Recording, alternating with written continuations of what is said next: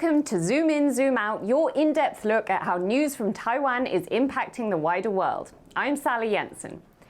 Governments around the world are facing increased pressure to secure cleaner energy sources, and some are getting creative. Asian countries such as Japan, South Korea, and Taiwan have all been looking at a relatively new technology called hydrogen co-firing. It's supposed to help reduce greenhouse gas emissions from burning fossil fuels. The latest G7 meeting in Hiroshima saw member states tentatively backing Japan in this initiative. To discuss how countries can better transition to net zero, we're joined by Seaver Wang, co-director of Climate and Energy at the Breakthrough Institute. Seaver's been looking at the development of hydrogen co-firing in Asia. Seaver, thank you so much for joining us today. Thanks so much for having me. So firstly, could you tell us a little bit about yourself and your work?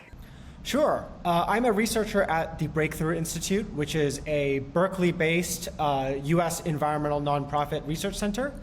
Our work focuses heavily on upstream supply chains for clean technologies. This includes mining, transportation, processing, and manufacturing.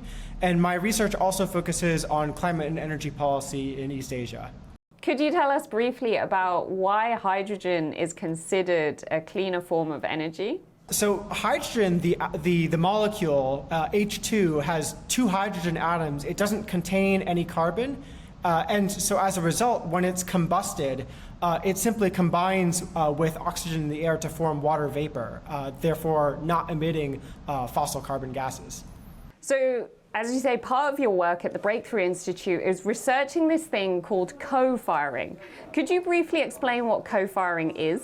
Sure. Co-firing is quite simple. The idea is that you burn hydrogen along with gas in a gas plant or ammonia along with coal in a coal plant, and this, on paper, reduces the amount of emissions equal to the fraction of coal or gas that's replaced in the power plant. And you can produce the hydrogen or the ammonia using water and renewable electricity, or using fossil fuel sources, which is dirty and more expensive, with carbon capture. So could you briefly tell us, because we've heard of hydrogen, which has been called the future of energy in some instances. Could you tell us what the difference is here between hydrogen power and hydrogen co-firing? Sure. So some proposals have envisioned using sort of power plants that run only on hydrogen. So it's a gas turbine that just burns pure hydrogen, and this would have no CO2 emissions. However, in co-firing, you co-inject simultaneously hydrogen and gas into the gas turbine, and so it's not a 100% clean reaction. It produces CO2 emissions because you're still burning, to start off with, around 70% methane gas. So it's still a fossil fuel powered method, but just less intensive in terms of fossil fuel use. Could you tell us what the status of co-firing in Asia is right now, and how many countries have adopted this method in the region?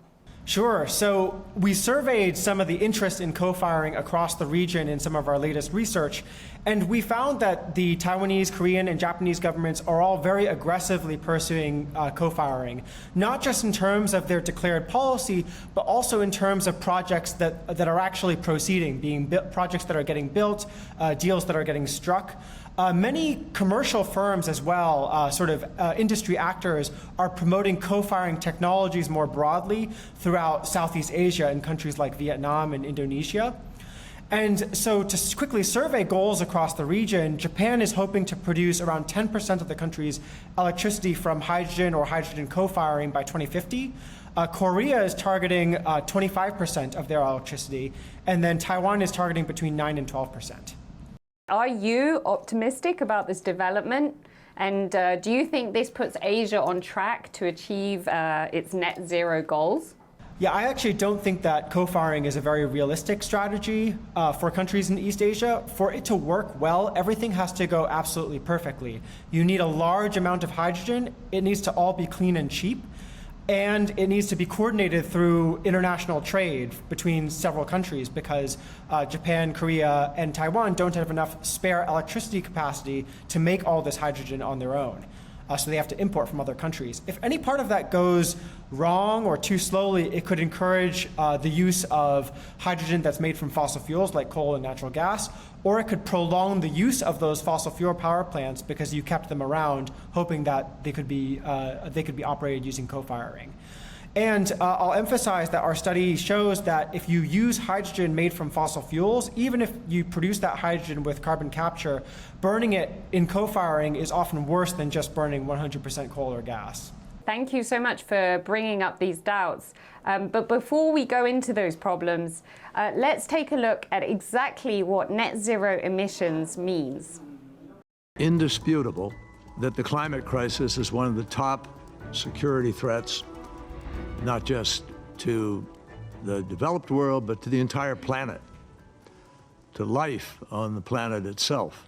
To stop this threat to life on the planet, scientists agree that humanity must drastically cut its greenhouse gas emissions that have caused the planet's average temperature to rise. But that's harder than it sounds. Key industries like aviation and manufacturing rely heavily on fossil fuels. And at the moment, it doesn't look like humanity will be able to cut its emissions quickly enough. Instead, governments and companies have set a target of net zero emissions. But what exactly does that mean? It's a simple slogan that represents a big idea. World leaders have agreed that greenhouse gases need to be removed from the atmosphere at the same rate as they are being released. A balance or net zero. More than 70 United Nations member states have agreed to achieve this by the year 2050. And so has Taiwan, one of Asia's biggest per capita emitters. So we've just seen how Taiwan is implementing a net zero strategy to meet its climate goals. But how does co-firing fit into these goals more globally? So Seaver, given these goals, what wider implications does co-firing have for climate targets? Yes, there's actually a very interesting interaction between co-firing, which requires a giant amount of hydrogen, and other climate efforts sort of across the economy. Because you need so much hydrogen from co-firing, it requires a lot of electricity, ideally clean electricity.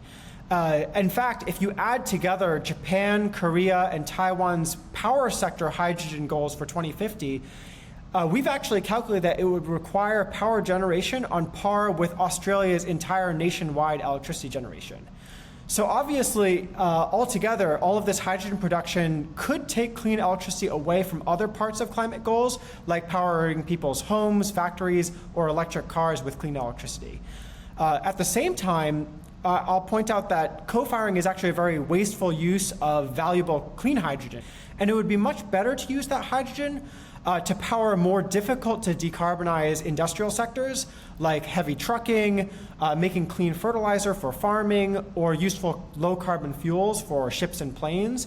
These are much better uses for clean hydrogen because if you just burn it to make electricity in a fossil fuel plant, it's a large amount of hydrogen for very little useful purpose. Essentially, what you're doing is you're taking electricity to make hydrogen, ship it to the receiving country, and then burn it again to make electricity. And obviously, this takes more electricity going in than you get back out at the other end. Yes, I mean, there are many problems, but the thing is, Taiwan pretty much entirely runs on fossil fuels, and so many other countries around the world are heavily reliant. So isn't it better that they try to reduce their emissions from their current power sources than trying something completely different? Yeah, I understand that sort of viewpoint. What I would point out is that there are some risks associated with co-firing in terms of sort of economic and energy costs. Because co-firing is this very complicated supply chain, it's a very expensive way of reducing small amounts of emissions from current power plants. We're talking like 20 or 30% emissions reductions to start. So you're still leaving 80 to 70% of the fossil fuel emissions.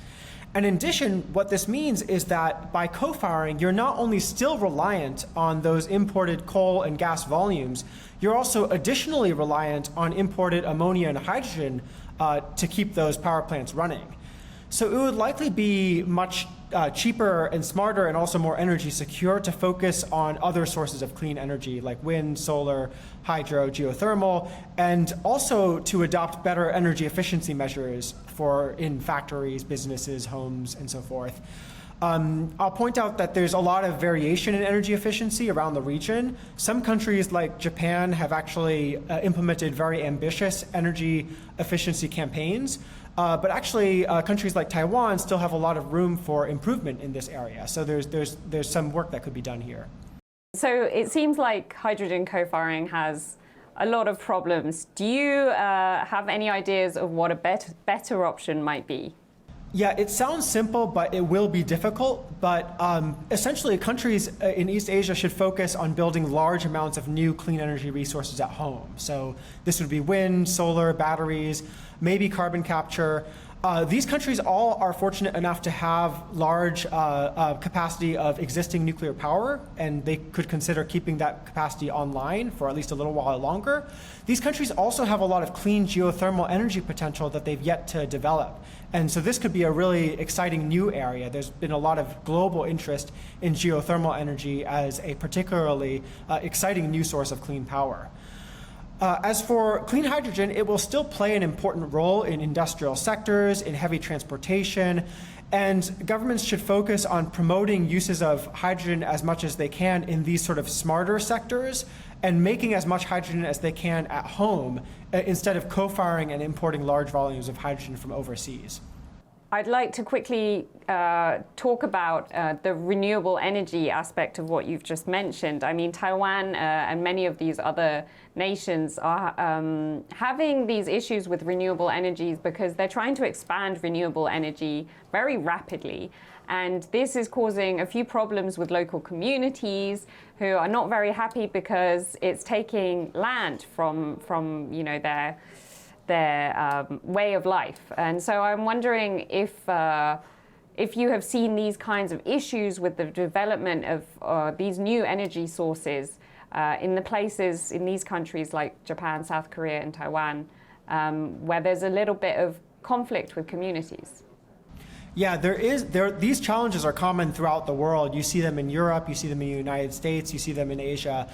I think that there are several things that can help with this. One is sort of good relationships and sort of multilateral sort of negotiating between local governments, the industry and developers that are trying to build these plants, and local communities. You can establish things like community benefits agreements that might make communities more willing to host these installations in exchange for things like expanded local services, improvements to local infrastructure, and so on. I also think that there is some role for technology to help alleviate these concerns. For example, there are creative things you can do with floating solar installations or rooftop solar or offshore wind that could reduce conflicts over land use as well. Ultimately, I think it's also important to communicate in politics that while these new projects may seem like a whole lot of change, they're also very societally important in terms of being able to shift away from fossil fuels, which sort of impose a lot of hidden costs on society in terms of public health. And so just to wrap things up here, I'm wondering what you think the future of co-firing, hydrogen co-firing, looks like. Yes, I think more and more we're seeing environmental groups, researchers, and reporters increasingly critiquing hydrogen co-firing policies as risky for the economy and risky for climate goals. I think it's clear from my perspective, having done a lot of this research, that co-firing doesn't make practical sense and would be likely extremely expensive. So I think one way or another, governments are going to eventually abandon these plans. And I would encourage policymakers to abandon them sooner rather than later to minimize the amount of time and investment that are spent on these misguided solutions. As I said before, I think clean hydrogen will play a very big part in the world's energy future. I just don't think that hydrogen co-firing will be part of that. Thank you so much for coming on the show today, Seaver. We really appreciate your explanation on the role of co-firing in our energy systems. Thanks so much for inviting me. This has been Zoom In, Zoom Out. You can find more news from TaiwanPlus on Facebook and Twitter. Thank you for joining us. We'll see you next time.